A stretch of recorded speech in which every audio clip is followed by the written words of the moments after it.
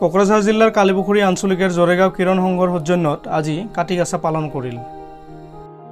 উক্ত অনুষ্ঠানটোত উপস্থিত থাকিল জৰেগাঁও কিৰণ সংঘৰ গৰিয়া মেঘনাথ ৰায়, মাৰিয়া অৰবিন্দ ৰায়, বিশিষ্ট সমাজকৰ্মী সিদ্ধেশ্বৰ ৰায়, কলেন ৰায়, হেমেন ৰায়, গাঁওবুঢ়া ৰূপনাথ ৰায়ৰ লগতে ভালেকেইজন বয়োজ্যেষ্ঠ ব্যক্তি তথা চেংৰা মানুহো উপস্থিত থাকিয়া গোটাই কাৰ্যসূচীগিলান সুচাৰুৰূপে পালন কৰা দেখা গেল।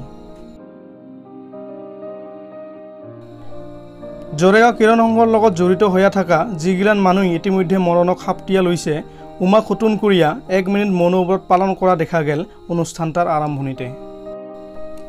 অৰ পাছত গাঁৱৰ 4খন পাৰা মিলিয়া ফুটবল খেলোৱা দেখা গেল জৰেগাঁও কিৰণ সংঘৰ বাখাৰত। জৰেগাঁও ভাটিপাৰা, জৰেগাঁও আমগুৰি, জৰেগাঁও টিলাপাৰা আৰু জৰেগাঁও উজানপাৰা।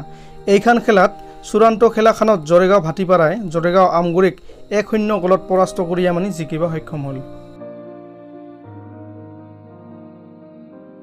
আজি আমি এই জৰেগাঁও কিৰণ সংঘৰ পদূলিমুখত আমি সমূহীয়াভাৱে আমাৰ জৰেগাঁও কিৰণ সংঘৰ উদ্যোগত কাতি বিহু পালন কৰা হয়। এই কাতি বিহু পালন কৰাত গোটাই যুৱকবিলাকে অংশগ্ৰহণ কৰে।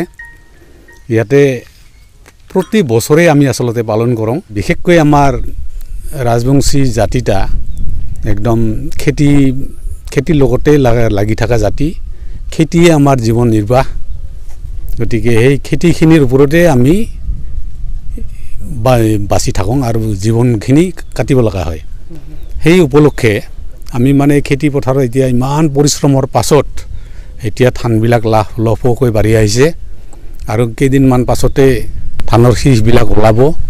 এই ধানৰ শীষবিলাক যাতে কোনো পকা পিপৰে ক্ষতি কৰিব নোৱাৰে সেইটা উপলক্ষতে আমি কাটিগাছা পথাৰত বন্তি জ্বলাওঁ আৰু সন্ধিয়া সময়ত বন্তি জ্বলোৱা আমাৰ ইয়াতে সময় নহয় কাৰণে কিৰণ সংঘত আমি আগতীয়া কৰা কাতি বিহু বা কাতি আমাৰ ৰাজবংশী সমাজত কাটিগাছা কয়। এই কাটিগাছাটো পালন কৰা হ'ল আৰু কি।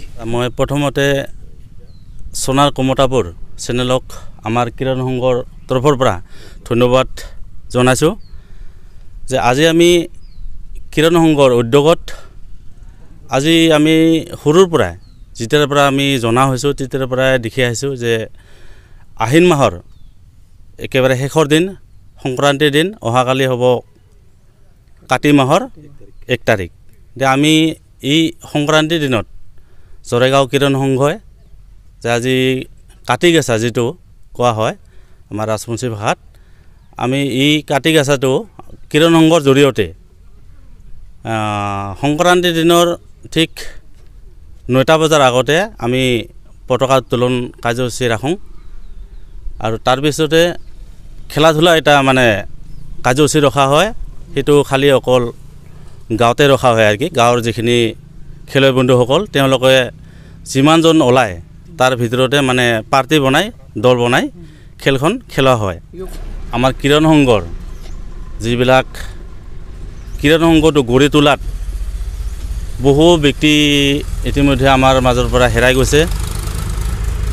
তেওঁলোকক সতোনকৰীয়া উদ্দেশ্যকৰীয়া আজি আমি তেওঁলোকৰ কাৰণেও 1 মিনিট মৌন যিটো প্ৰাৰ্থনা তেওঁলোকৰ কাৰণেও ৰখা হৈছে। কাটিগাছা যেতিয়াৰ পৰাই জনা হলং অলপ যুৱক হৈ আহিব ধৰিলং, অৰ্থাৎ সৰুৰ পৰাই দেখিছোঁ যে এই কাতি মাহ অহাৰ আগদিনা অৰ্থাৎ আহিনৰ যিটো সংক্ৰান্তি, এই সংক্ৰান্তিৰ দিনা আমাৰ যে এই পাঁচকল টেঙা আছে, ঔটেঙা কয় অসমীয়াত, এই ঔটেঙাৰ যি খলপ সেইটো কাটি উলিয়াই সেই খলপত পাঁচকল টেঙাত 5 খলপ থাকে। আচলতে অসমীয়াত কয় ঔটেঙা আৰু আমাৰ ৰাজবংশী ভাষাত আমি কওঁ পাঁচকল টেঙা।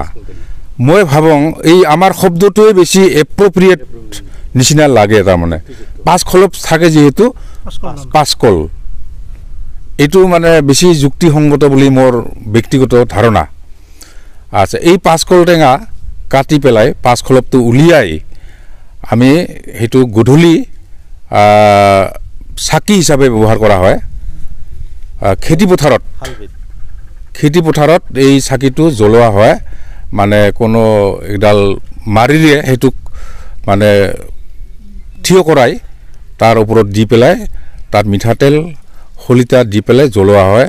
এইটোৰ উদ্দেশ্যটো মানে হ'ল আমাৰ যে খেতি পথাৰ দৰা যাতে ভাল হয়, মানে খেতিবিলাক যাতে কীট পতংগই নষ্ট কৰিব নাপাৰে, তাৰে কামনা ভগৱানৰ ওচৰত। আৰু লগতে মানে কীট পতংগবিলাক যাতে আহি পেলাই এই জুইত চাহ যায় আর কি। আৰু দেখা যায় যে হালভিত জিলা চাকিকে জ্বলাই হেলা কিবা গোটাখানে মানে চেঁচাই হয় হয় হয়, এইটো আমি সৰুৰ পৰা দেখা পাই আহিছোঁ যে এই চাকিটো জ্বলোৱাৰ পিছত ভগৱানৰ ওচৰত যে কামনা কৰা হয়, সেইটো তাত এটা গান আছে, সেইটো হ'ল যে আমি যে খেতিডৰা কৰি লওঁ সেইটো যদি ভাল হয়, লহপহ হয়, কীট পতংগই নাশ কৰে, সেই উদ্দেশ্যৰে এটা গান আছে। কোৱা হয় যে দেউল দেউল পৰাৰ ধান লেৰা ফেৰা, আমাৰ ধান ভৈছেৰ ফেৰা। তাৰমানে এই গানটোৰ তাৎপৰ্য হ'ল যে ধানবিলাক যাতে ভৈছ মানে মহ, এই মহৰ যিটো পিছফালৰ ভৰি ঠেঙা এইটো বহুত ডাঙৰ শকত হয়, গতিকে আমাৰ ধান গছা যাতে ইমানেই ডাঙৰ হয় আৰু ভৈছ মহৰ সেই ঠেঙাৰ নিচিনা, এইটোৰে উদ্দেশ্য। আৰু লগতে কোৱা হয় পৰাৰ ধান আউল ঝাউল, আমাৰ ধান মূৰ্খা চাউল। তাৰমানে এই ধান যিটো ফল হ'ব এইটো যাতে মানে পতান যাতে নহয়, পাতনা নহয়, সেই উদ্দেশ্যৰে এই গানটো কোৱা হয়।